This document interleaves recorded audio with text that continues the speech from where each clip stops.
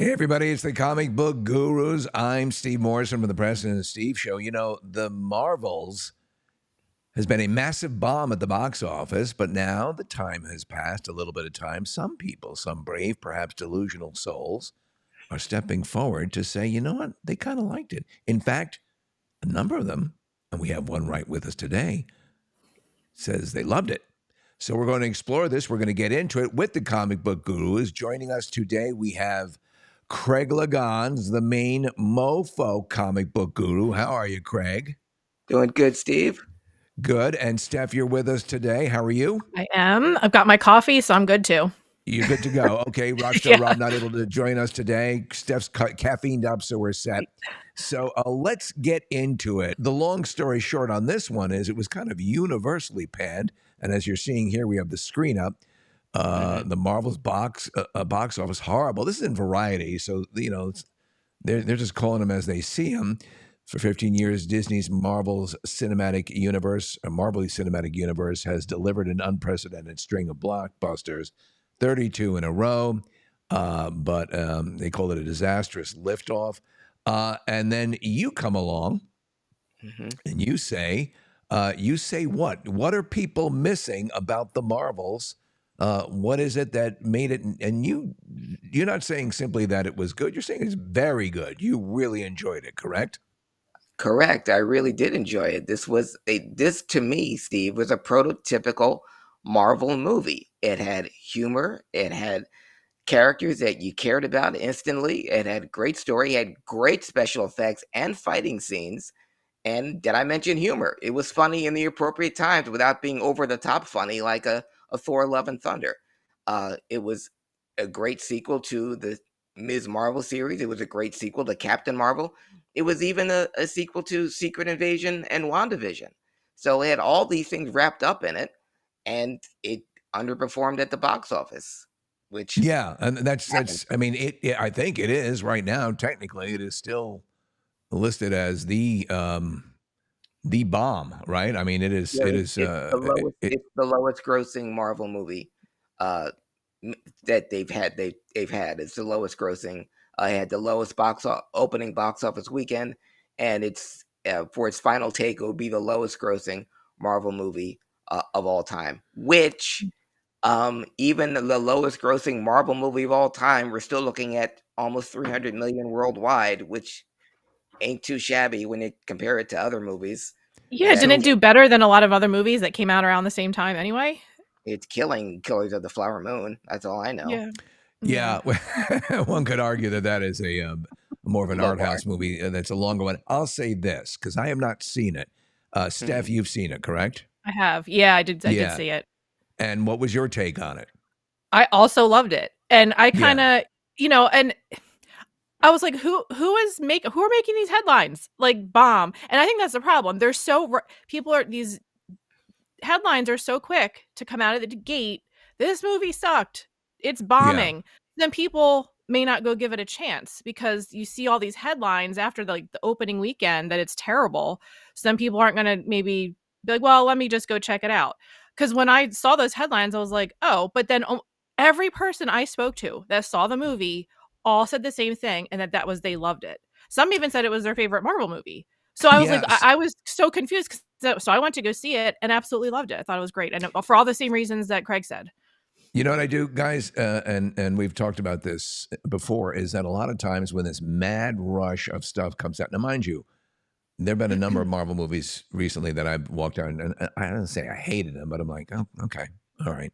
I'm not the Marvel fanboy that I was a while ago now because there's a lot of stuff that I just find underwhelming and factory line-ish. But I'll give everything its own chance. A lot of people crapped all over the Eternals. I kind of like the Eternals. I thought it was pretty good. So I almost now reflexively wait for all of this crap to pass, the first wave, the tidal wave of response, and then go see it in my sort of own mind and take it from there. So that's actually what I'm doing with this. Now, here's a very good point that Variety has about why the movie bombed. It had virtually absolutely no promotional power behind it. The stars Mm. could not get out and promote it. because of the actor Mhm. strike, and Mhm. that certainly hit hard. It was also plagued with stop-start stuff. A lot of that had to do Mm. with the pandemic. There were apparently a couple of rewrites. Craig, can you speak to that? Yeah, there was a stoppage, a work stoppage right after, because the Marvels was supposed to come out right after the Ms. Marvel Disney series was ending. That was going to be the setup. If you saw the ending to Ms. Marvel, you saw the appearance of Carol Danvers, and the Marvels was supposed to come out right after that, like a month after that. So while it was still fresh in people's minds, uh, they had to stop some production because there was also an injury on the set of one of the primary stunt women. That also delayed production.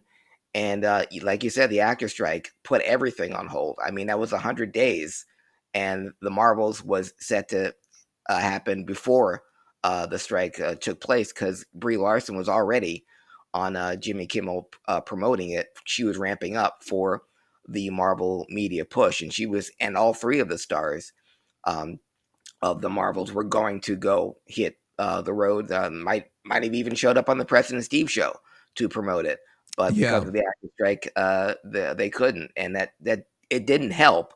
But the production stalling and the moving back of the date till before the actor strike started, it didn't help either. But again, the quality of the film, it shouldn't matter because I took it, Steve, to the people on the Comic Book Gurus Facebook page. We got 12,000 followers, and I asked them pointedly, should the Marvels be considered the? Does it deserve to be the lowest rated Marvel movie ever? And almost to a person, the answer was no. And titles were thrown out like it was better than Ant-Man Quantumania.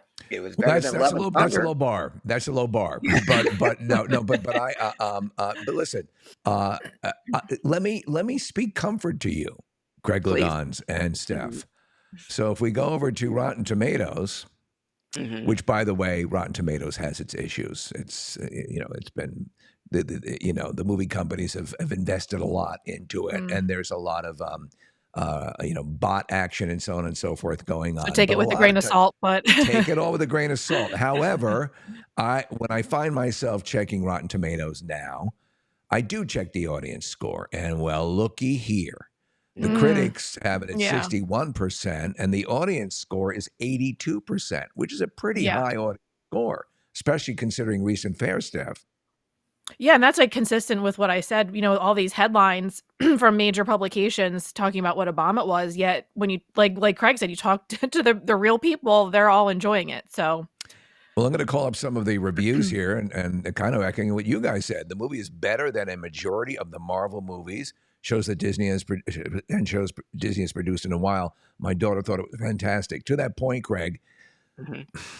have they been shooting themselves in the foot with this synergy between the Marvel series, the Disney Plus series, and also the strong indicator that you had to get to the end of Loki season 2, to sort of step off to the Marvels because that was being floated out there. Did that hurt them in any way, or was that more just a real, rabid fans dilemma? That was a rabid fan's dilemma. That was a scheduling conflict. The fact that the Marvels debuted on the same day as the last episode of Loki and Loki season 2, and I was one of them that I saw the Marvels and immediately rushed home to see the end of Loki season 2 because I thought there was a tie-in. Spoiler alert, there wasn't, but the fact that they both came out on the same day brought a lot of Marvel rabid fans like me thinking, oh, it's got to be connected, and it wasn't, and that may hurt because what you've even talked about on the show. There's so much Marvel content being thrown at us.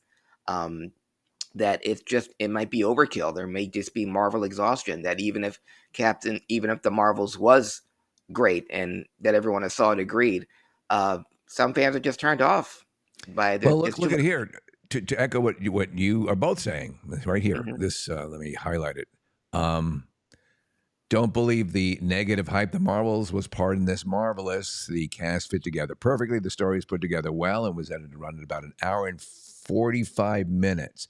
So that was something that came up quite a lot. Is that they trimmed a lot to make it more digestible for the audience.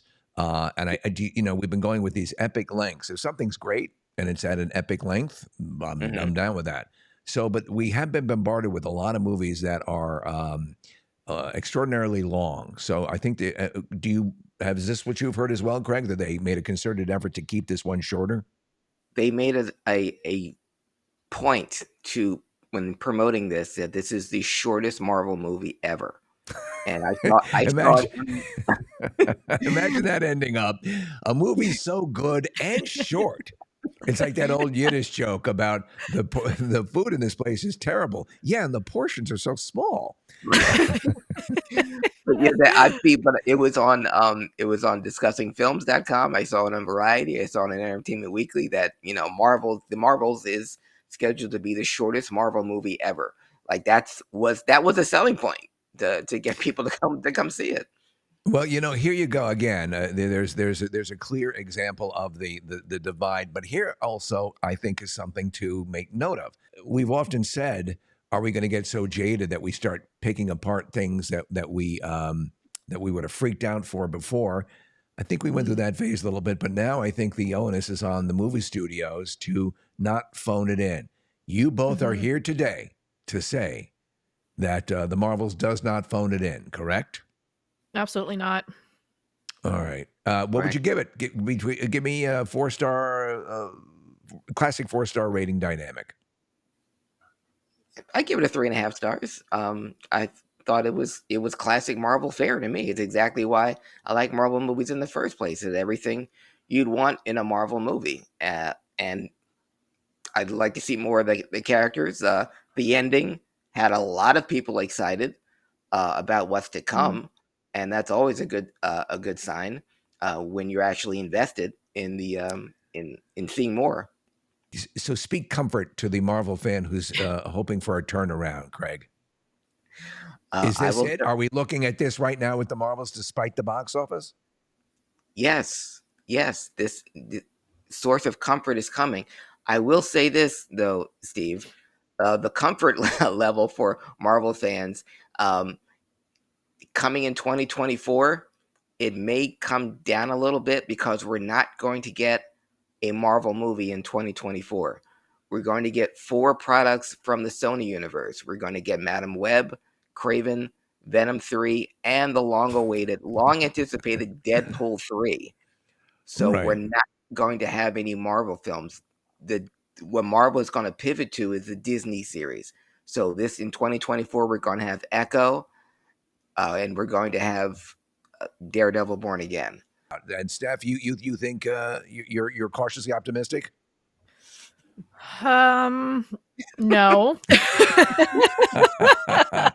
I mean, I did like the Marvels, but now when I hear that there's more shows coming, oh man, I think literally the only reason I'm gonna look at what Echo is because it's R, and maybe it'll get better. I'm Daredevil.